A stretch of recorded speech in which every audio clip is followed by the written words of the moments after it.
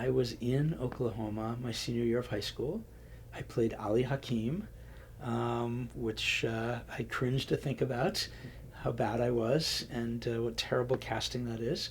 With all due respect to my extraordinary high school drama teacher, Jack Shaw, to whom I owe the world. I owe so much to that mentor, one of a series of mentors that I had in my life, but definitely the first in theater. But anyway, I played Ali Hakim. I was not very good, but I grew to love the musical, love the songs, and be moved by the story. At the same time, as the years passed and I became a professional director, really early in my career as a professional director, I had an impulse about Oklahoma, and that impulse had to do with gender. And I think as a young person at the time who was gay and who really loved musicals but also felt shut out by classic musicals like Oklahoma in terms of the stories never celebrating a relationship like my own. You know, my husband and I have been together 33 years, and I did not feel my life represented in that direct way.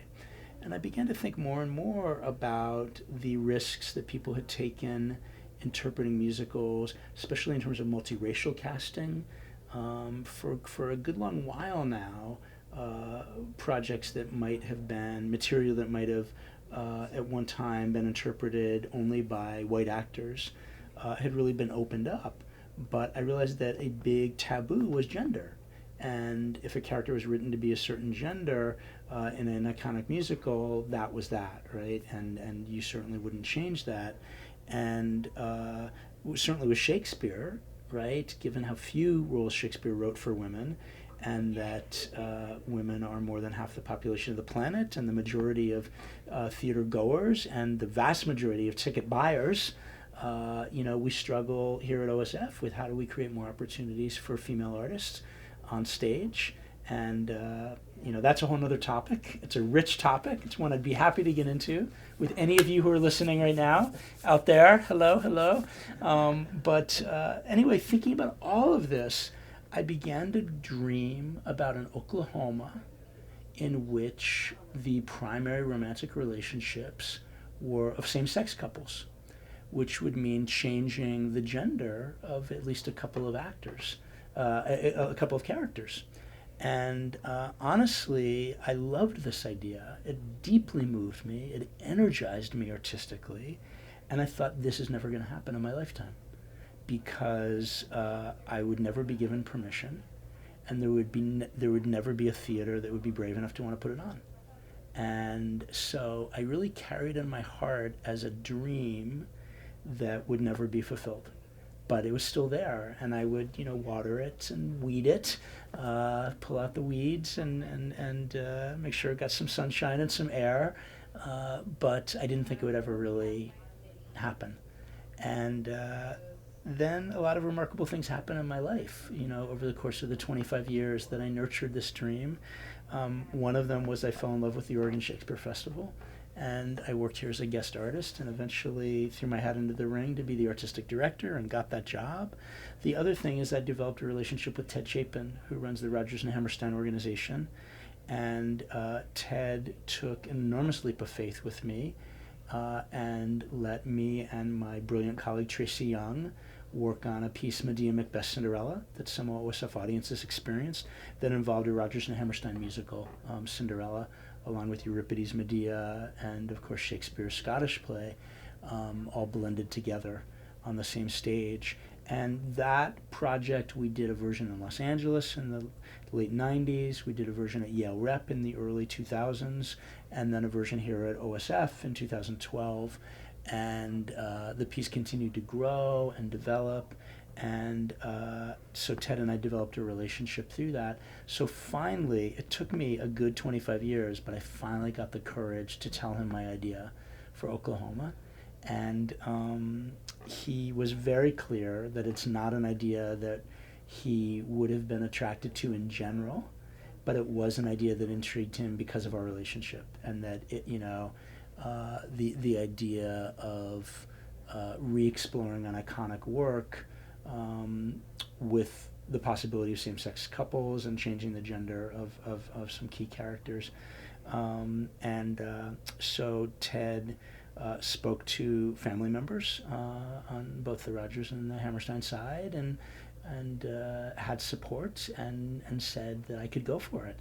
And of course, I have the great blessing of working at the Oregon Shakespeare Festival with the most adventurous audience in the world, who I felt would be up for this ride, for this adventure. And so we did a reading as part of our Daedalus fundraiser last August, of Oklahoma, and it was so powerful. And what I really loved about it was not just that it worked, which I loved, that people were moved by it, but how often people talking to me about it after they experienced it talked about how sweet and heartwarming and accessible it was. So I think when you hear about some people, when they hear same-sex couples in Oklahoma, and you're messing with the classic, you're messing with the ultimate iconic work of 20th century musical theater, maybe they fear that it's there's something aggressive or strident about the concept. And people who experienced that reading just talked about how lovely it was. And, love is love is love. And seeing Lori and Curly as two women and Ado, Andy, and Will as two men just made sense. And it was Rodgers and Hammerstein's beloved classic musical. And in the same way that in an earlier era, imagining iconic musical theater characters reinterpreted by actors of color, and that made sense, it feels like this is the right moment for our society and the right moment for our theater to have it just make sense. And so that's what we're doing. In this production that has been bubbling in my heart for all these years, bubbling and brewing, it's always been important to me that the production be set in the 1906 Oklahoma territory of the original setting of the musical. It's looking at a 1906 rural community, pre-statehood, with this particular emphasis, which is that there are same-sex couples within the community. There are people who don't accept those couples. Judd, for instance, does not accept that Lori is in love with another woman.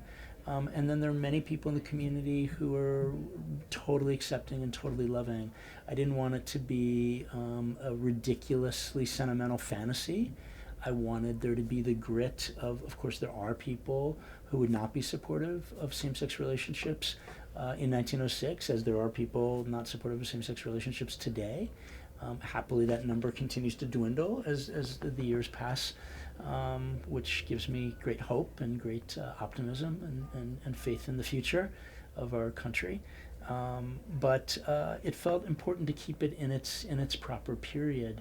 I will also say, it's interesting because people say, well, is it just too much of a fantasy that there would be same-sex couples accepted by a community in 1906? And, I got to say, my former theater company, Cornerstone Theater Company, we worked in small towns all over the United States, really small towns, sometimes 190, 225 people. Every 2,000 people would be a big town for us. Every community we worked with, we met members of the LGBTQ plus community in those small towns. Everywhere.